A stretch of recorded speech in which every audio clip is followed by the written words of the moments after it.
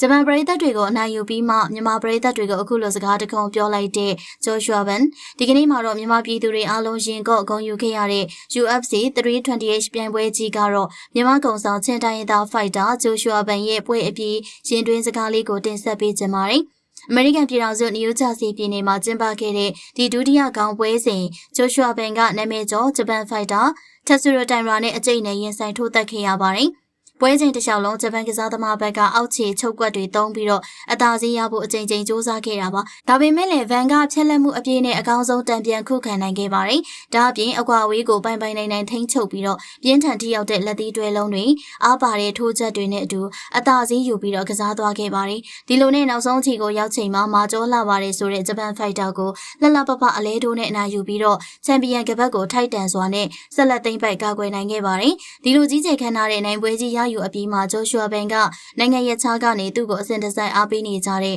မြန်မာပရိသတ်တွေအတွက်အခုလိုပဲဂုဏ်ယူဝင်ကြွားစွာဟစ်ကြွေးပြောကြားသွားခဲ့ပါတယ်။မြန်မာပရိသတ်တွေကိုကျေးဇူးတင်ပါတယ်။ခင်ဗျားတို့ရဲ့ချန်ပီယံထပ်နိုင်သွားပါပြီ။ဒါကတော့ကမ္ဘာလယ်မှာမြန်မာကုံကိုစောင့်နိုင်ခဲ့တဲ့ဗန်ရဲ့အောင်ပွဲနဲ့သူ့ကိုချစ်တဲ့မြန်မာပရိသတ်တွေအတွက်ထားရှိတဲ့ကျေးဇူးတင်စကားလေးပဲဖြစ်ပါတယ်။ပရိသတ်တွေကရောမြန်မာပြည်ကိုချစ်တဲ့Joshua Ben ကိုဘယ်လိုမြင်လဲဆိုတာမှတ်ချက်ပေးခဲ့ပါဦးရှင်။ကျေးဇူးပေး